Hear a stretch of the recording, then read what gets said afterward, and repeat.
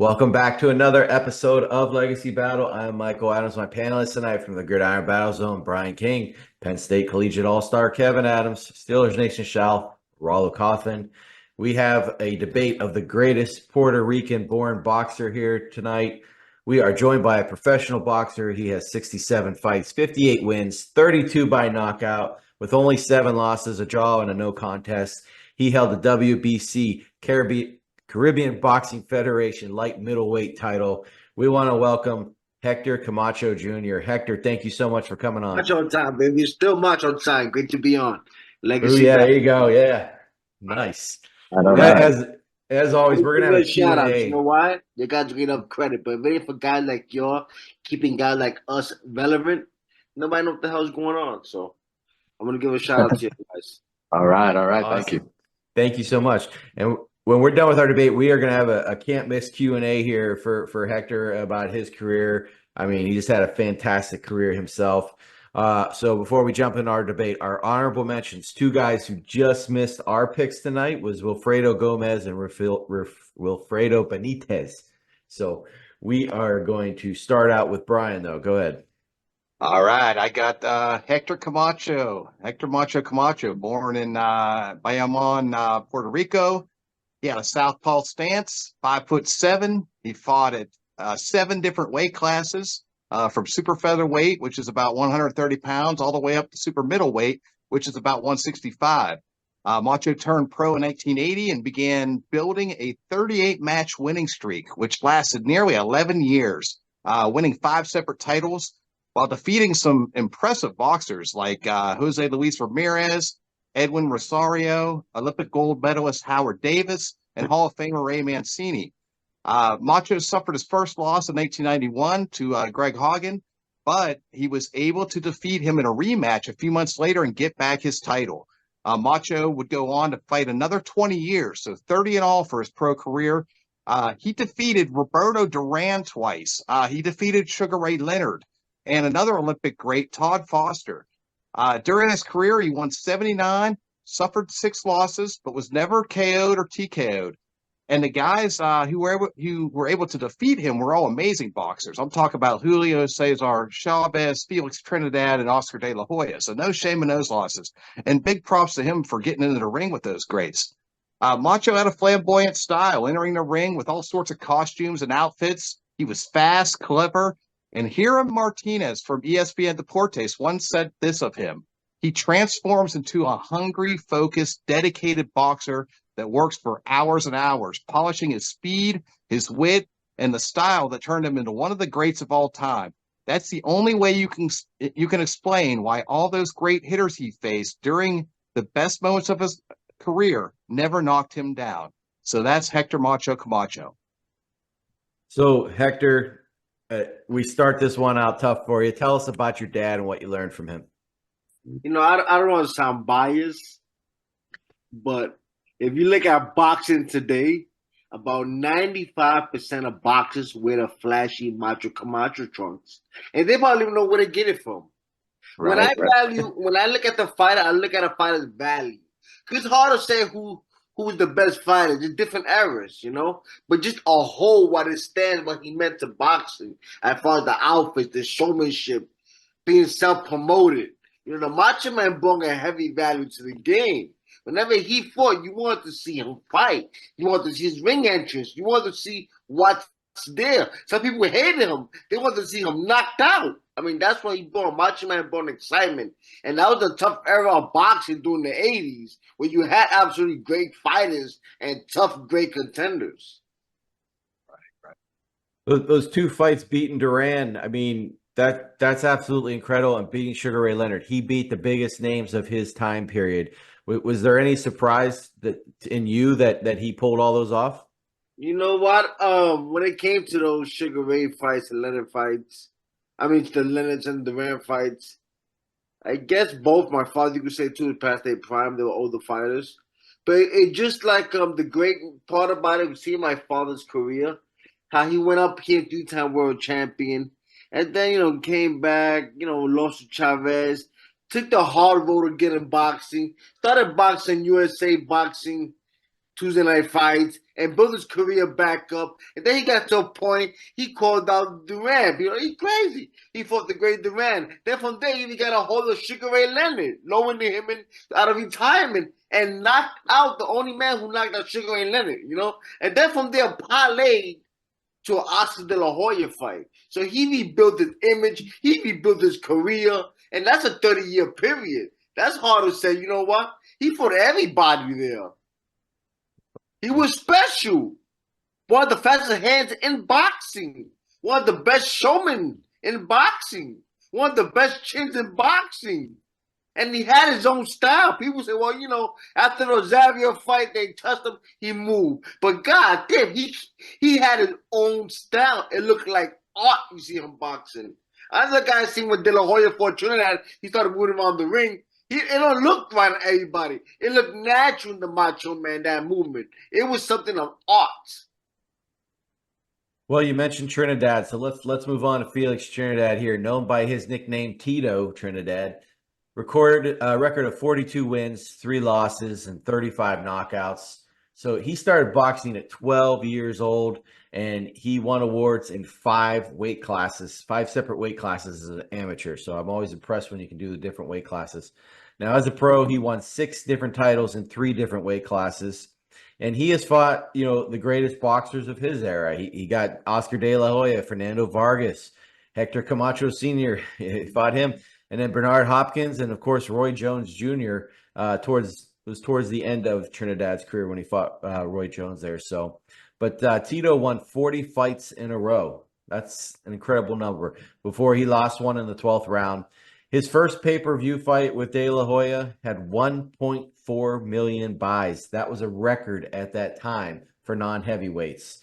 That is a lot of buys, and that comes a lot of money for them both there. So, and let's see, 1.4, and it was dubbed the fight of the millennium, in which he won that fight by a majority decision. Now, I have seen that fight, and I thought it could have went either way, but I give it to Trinidad, definitely. So Tito, he used the North Paw stance and boxed from 1990 to 2008. And since we are talking who's the greatest Puerto Rican boxer today, I'm going to point this out and finish with this. He is a 5-time national amateur Puerto Rican champion. He won 5 times down there. So that's Trinidad. Hector, he fought your dad, and you know, he is a very well-known name. So what are your thoughts on Felix and his fighting style? His career, amazing. I had the blessing. I was blessed to be able to train next to him, know his team, know his family well. First thing comes to mind is punching power. Second, condition. Trinidad had nothing special. He wasn't, let's say, a great boxer. He was a traditional Puerto Rican coming forward hand, powerful, had the height, had a great jab, and that hook. Oh my God, the hook was something amazing. But what impressed me was the condition. He was there to fight. I mean, he can't drop bombs. Nothing special. He thinks, wow, he could box. He had something. The left hook was special. The right hand to the power he had, man. Trinidad came in the era that when I lived in Puerto Rico, when he fought, the next day, we had cars lined up for towns waiting for him to get off the airport to celebrate. I mean, it was amazing during those times, you know? I don't want to be biased again. But when the Macho Man fought, you just felt an excitement. But Trinidad was great. I lived it. The island loved him. He probably one of the most beloved fighter from Puerto Rico. Felix Tito Trinidad. Great. Well, let's move to our most current boxer, and that'll be Rollo. Who you bringing us? I got Miguel Cotto. He was born in Providence, Rhode Island, but moved to Puerto Rico with his family at age 2. He actually got a start in boxing because his family wanted him to lose weight. He was overweight. He was a thick kid. But as he started losing weight, started training, people started to realize he could be a top amateur. At age 18, he placed second at the Junior World Championships in Buenos Aires.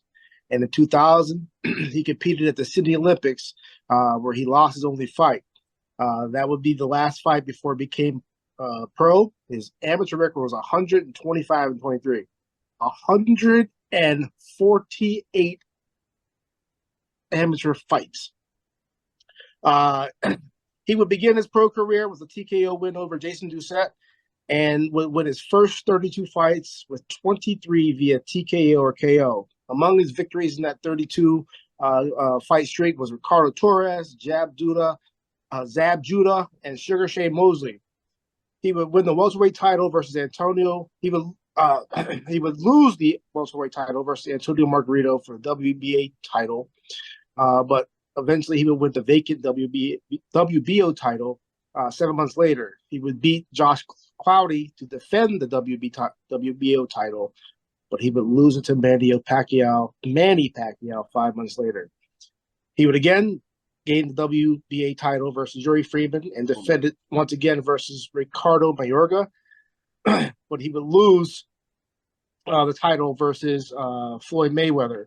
He would win again and defend the title, the WBC and ring middleweight title versus Sergio Martinez and Daniel Seal, before losing to Canelo Alvarez in 2015. He would fight one more time and win one more title in 2017, picking up the vacant WBO light heavyweight title, but before losing it to Salami. He would finish his pro career 41-6 with 33 KOs. He is the first Puerto Rican to win four different titles in 4 different weight classes, and he was inducted into the IBF Hall of Fame in 2022. So, Hector, tell us about his versatility there, winning in 4 different weight classes, and your thoughts on him as a fighter. Just when you thought it couldn't get any better, here comes Felix Trinidad. Felix Trinidad say adios to boxing. Come this Puerto Rican kid from Caguas and becomes a hero of that country. I mean, we seen his career. Bloody wars. He came to fight. And you thought Trinidad had a good hook? This guy had an educated hook and a great jab. Being that he was a lefty. So he fought orthodox. He was a lefty. So his jabs and hooks were powerful. I mean, he had the great pedigree, amateur pedigree, the Olympic Games. I mean, just when you thought Trinidad came and that's the hero, here comes Miguel Cotto to fill that void. And became 4-time world champion. An amazing fighter. I love watching him. Yeah, we may get complaints, his attitude, the way he is. He came from military background, his father. Rest in peace. And that explains a lot of, why Miguel Cotto is the way he is, But phenomenal fighter. Phenomenal, man. So that's why he fought the best. He fought Floyd. He fought everybody in his era, All the great names he fought them. Went to war with them. He never turned down fights. Even though the Margarita, like you said, the first loss, there was controversy towards it. He didn't complain, kept his mouth shut, do the rematch. I'll prove you something again. I'm a better man. He did that. You just gotta love Cotto, man. You just gotta love, what the work he put in, man. The body of work. You gotta love it. You gotta love it. Well, let's move on to our final fighter tonight, and we're going back here a little bit for this one. Kevin, who you got? Yeah, I got Carlos Ortiz. He's actually recently passed 2 years ago, June of 2022.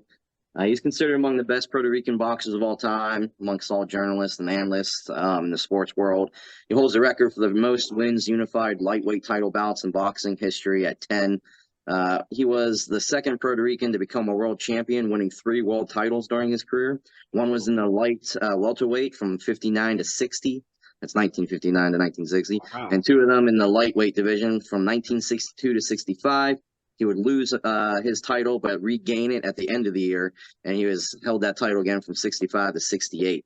In 1991, he was inducted into the International Boxing Hall of Fame, making him the first Puerto Rican inductee. In 2002, he was voted by Ring Magazine as the 60th greatest fighter of the last 80 years. He held 21st place in BoxRec ranking of the greatest pound-for-pound boxers of all time. He had a total of 70 fights, finished 61-7, 1-1. With 30 wins by knockout. He won 26 of his first 27 fights, and that one that he didn't win was a no contest. Bleacher Report did a top 10 Puerto Rican boxers of all time, and they actually listed him as number 2. He was a technical boxer. He recorded victories over fellow Hall of Famers Joe Brown, Flash Allord, Sugar Ramos. He fought to a draw with the junior welterweight champ Hall of Famer Nicolino Locke or Loesch. I don't know if I'm saying that last name right, but he'll be remembered for his talent, success, and the mark that he made on the island's boxing legacy. He always enjoyed taking photos with his fans and signing autographs for them. He's got the legacy. Hector, he's the OG here tonight, the original gangster. I know this is well before your time, but what are your thoughts on Carlos? He definitely fought in a different era when like these guys were fighting fights every week. I grew up hearing the name. I got to meet him, fellow New Rican from New York as well. I got to spend time with him in the gym. He showed me the jab. He was a phenomenal fighter. I mean, he's on everybody's list when it comes down to it. And during no time, but when fighting was fighting, when boxing was boxing, coming up, he was one of the pioneers of the sports of Puerto Rico. So great fighter, great boxer, great legs, well respected, man. But it was before my time. Absolutely. So I can't really elaborate too much on it. Something he was great. He always come down the list as one of the greatest Puerto Rican fighters. A great jab he had, good movement. Kevin, incredible numbers too. I knew he was good. I didn't know he was that good when you were running through his list there. Very impressive. Well, let's move into our vote here, guys. Cannot pick your own tonight. Brian, who are you taking? Yeah, this is a really tough one. Obviously, I can't pick Macho, so I gotta go. I'm gonna go with Cotto. I think he was. I like what Hector said there about him just being like the next phase after Trinidad. No easy task. Kevin? I'm going Macho Camacho. You my homeboy now. You my motherfucking man. You call me. Rollo. When you think of nicknames in boxing, you think of Golden Boy. You automatically know who that is. You think of Iron. You know who that is. When you say Macho, you know exactly who that is. Macho Camacho. All right. I never heard that before. I love that. And that's the truth. I'm gonna steal that line. That's the truth, man. That's the truth. Wow, that's the truth. Come to me here and yeah, I was actually going to be going Cotto, but then what Rollo just said, man, you just added a point there for Camacho. Like I had them like 1A, 1B there, and you kind of put it in on a guy who ain't yours. So yeah, I got to take Hector Camacho as well. Junior Hector, we come to you. You taking your dad, or you going to go someplace else on I'm this gonna list? take the Macho Man. I'm gonna take the Macho Man. How can I let? Are you crazy, man? Hey, but you know what? On the list, man, with Fredo Gomez was amazing. Yeah. His knockout streaks was amazing. Just the Macho Man meant so much to boxing. Whoever seen that living legend when he fighted during his time, you seen them.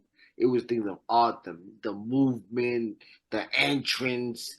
He was just him. He was a Spanish kid from New York. He was just rough. It was special, man. Beautiful era. More than I was around it. I felt it. I seen it. You talk about the American dream. This is a kid that went to the White House. The region invited him over. That's the American dream. He come from the hood. Right. So yeah, I seen the work, man. I seen the fun and the hard work put in. So yeah, man, amazing guy, amazing. Well, win for Brian tonight. Let's move into our Q&A. So Brian got the win. You get first question, and we'll go Kevin, Rollo, me. All right, Hector. So July 9th, 2005. Really cool night in your career. You're able to KO Francisco Barra in the second round after riding a bull into the ring. And the coolest part of the night had to be the fact that your father was on the card as well, and he beat Raul Munoz. So what did that amazing night in Tucson, Arizona mean to you? A riot happened shortly after our win. A riot broke out. Every time you mention that fight, we had to run to the dressing room after the fight because the riot broke out. But it was special. It was actually our third time that I fought my father in the same show. The third time. I knew this was going to be the last because of age, So it was a special night. And the funny thing about that fight is Hector Camacho Jr. was heavy on the day of the weigh-ins, and my father's opponent was heavy. So we switched opponent that day on the day of the weigh-ins. I was Oh, gonna fight wow. Munoz. He gonna fight Oh, I Burns. didn't realize that. I Wow. couldn't make the Wow. weight. So my father switched it up that night, but it worked out for both of us. All right, so what would be some advice for any young boxers that are coming up and getting started, trying to start a career? What would be like the key piece of advice you'd give them? Get the right team, which is almost impossible, but get the right team. Learn the business side of boxing. We live in another era of boxing. Put butts in the seats. Know how to market yourself. We live in know the business of boxing. And one main thing I'll tell everybody: don't think because you can fight or you got a good right hand, you'll be a millionaire. Boxing doesn't work like that. Boxing do not work. I don't care how much time you have. There's fighters who don't get that opportunity. And they've been telling me, boxing does not work like that. And anything's possible. Anything, you gotta believe in yourself. Anything is possible. It's a beautiful sport, ugly business, but anything's possible. Hector, you came up with your father, icon, your uncle, boxer. How much of both of those did you take away from your training, and how did you take their approaches to your fights? You know what, man? It's messed up. I had it in front of me. I didn't take advantage of it. And now that I'm mature, I'm like, damn. I had a boxing great in front of me. Because he was my father. I didn't take advantage of it. And I took that for granted in a way, man. But, just my father never trained me. Everything I learned was watching. Um, it's a blessing to have two, uncle as a fighter and a father as a fighter. One time we fought the same show, three of us. That was great. But just learning and watching the hard work. And now that I'm mature, I'm older, my father ain't here. His hard work he put in, no wonder he was fucking great. He worked hard, man. So I know that anything's possible. I've seen it done, like firsthand, So yeah, the hard work, man. Just believe in yourself. The hard work. The hard work. So tell us about your children's book, Macho Dad. You available on Amazon? Yes, thanks to my partner, co-author, Dustin Warburton. The art was done by Dan Monroe. That was a therapeutic, but my father passed away. I didn't know how to explain to my kids. My daughter during that time was she was like 17, 18. My youngest was like about 4 or 5. I didn't know how to explain to them that their grandpa was a legend, is gone. And necessarily, kids go through losses every day, whether it be an animal, a person, a dog, their favorite bird. How do you explain to a kid that the person is gone? And if you're a believer, if you gone, it's not necessarily a bad thing because there's life after death. So me being my spiritual side, I just took it as therapy, kids book. Let me put it in there. But don't forget who the Macho Man was, and I can share my story through a kid's side, and then work from therapeutic. And hey, man, it was a badass book. You catch it on Barnes and Nobles, Amazon. It's a great book. It means a lot. Nice, nice. Yeah. Well, Hector, in October of 2009, you fought and defeated Yoribor Campos. And then Yoribor had fought to a draw against your father just 5 months earlier. So what was that like fighting a guy that your father fought? And was it a little easier? Were you able to get some tips from him on what to expect from Yoribor? Yoriboy? You know what? I think the fight was easier than the conversation when I booked the news to my father. I told my father, Pops, he just fought Campbell. I got the call 2 weeks after that. And he would talk to me about it. He called me about the rematch with Campos. I said, Pop, they just called me just now for me to fight Campos. He said, motherfucker, you crazy? Campos gonna beat your ass. Don't think because you see me fight him and it was a draw. I wasn't training. Don't take that fight. I remember clearly my father was pissed off. Because for me to fight, I didn't want to fight. I thought it'd be like disrespectful. I didn't want to touch it. But when he told me, Campos, you can't beat Campos. I said, huh? Then I got in shape. I remember taking the fight like in a month and a half notice. I got in shape and, I beat Campus. which I thought was one of my highlights of my career. Hugo Campos was okay fighting in his days. He was tough. He fought some greats. So absorbing all that knowledge, being in the ring with him, that meant a lot to me. That was a big name. So, looking at your career, looking back at it, what do you think is like your most favorite match and your best match that kind of like sticks out and defines your career? I don't know if it's a good one or a bad one, but it was a breaking point in my career that gave me that taste in my mouth, like all the dirty business. With the Leja fight, that sticks. Even though it stopped with the cut, I got the victory. I was up on the scorecards. Just to take before going to that fight with the next Latino superstar. Macho Camacho was back, his junior. I was that star coming out, signed with HBO. And when that fight happened, everything went back. The backlash and the forget about it, turn their back on me in boxing. And I should have known any better. I seen my father fought Rosario, it was the same thing. Boxer labeled him as a runner, Camacho, so I seen the ugly side of boxing, man. So when that happened, I always sticks out, just the business side of boxing, That's what sticks out of my career. Just the business side of boxing. And of course, if I was younger, you would learn a lot more in the game. I want to be a student of the game as far as boxing. We don't have no retirement plan in boxing. We don't have shit in boxing. They have a medical plan, nothing. They use you, they exploit you. The next fighter. That's it. Next. You think all that money my father made Don King? You think my grandmother, my father's mother called Don King? She needs some money. You think Don King was sending a check? Boxing is a ruthless sport. We don't have no retirement fund, and it's great to see the young fighters now making, getting the money. Now boxers becoming promoters, and they're doing different things. That's a blessing now because boxing is our sport. But yeah, things got to change. It's a rough sport, but yep.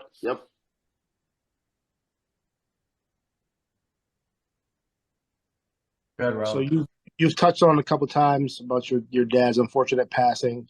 How did you hear about it? Did you get a phone call? Did your family get? How did you hear about your father's unfortunate passing? I was in Kansas City. That was in Kansas. I'm sorry, Kansas Junction, Kansas. Just training to get ready for a fight. And I remember my wife picked me up from the gym. I left the gym and I went to the car. She was crying. I said, "You okay?" She said, "Get in the car. I gotta tell you something." And I knew it. I said, "My father." I said, "My father dead?" She said, she was crying in the hospital. And that's how I got the news. I was in Kansas City, came out of the gym. And I knew it. Once I seen her crying, it just hit me, my father. I remember the day after, the next day, we flew to Puerto Rico, man. I was numb. I was numb. I still am when I think about it. Like, I'm like, wow. But yeah, I was numb, man. And it was tough. But then I seen the love, and that's what helped me fight through it. The love of the people with me. It was crazy. So we'll get you out of here with this. I first want to give you props for being a southpaw because you got to learn everything backwards, and it's props for that. But I want to get your take on this. Boxing popularity has come down a bit, recently in the last 10, 15 years. UFC has definitely taken a little bit away from that.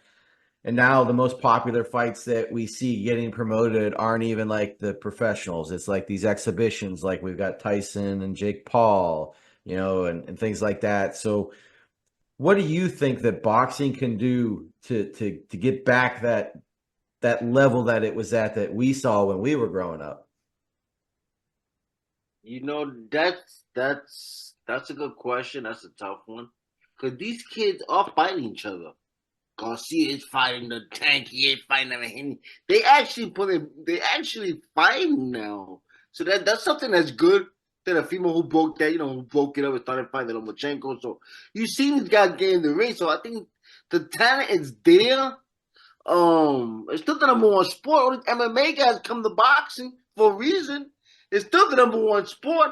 It just, I guess some of your guys' favorite fighter fucked the game up, Floyd Mayweather, even though he deserved to do it. If anybody could do that shit, it was him. because he made it to the top. You know what I'm saying? He fought the best. And that's where it's at right now, man. You know, a fiasco, man. I hate to say it. It's a fiasco. I'm pretty sure fighters in my time in the past seeing this shit here now, they getting pissed off. God damn it. My days, I wish I had that, you know, but you know, it's entertainment, man. That's where it's at, man. That's entertainment. And that's what the boxers know. Put butts in seats is more money. That's all they damn doing now.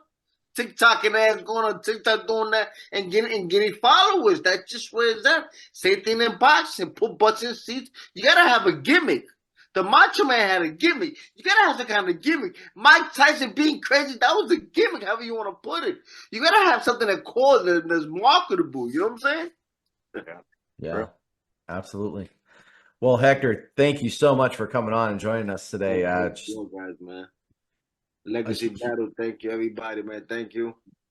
Excellent. A reminder, everybody, hit that like, subscribe, notification button. We'll see everyone next time. Thank you for watching. Have a great night.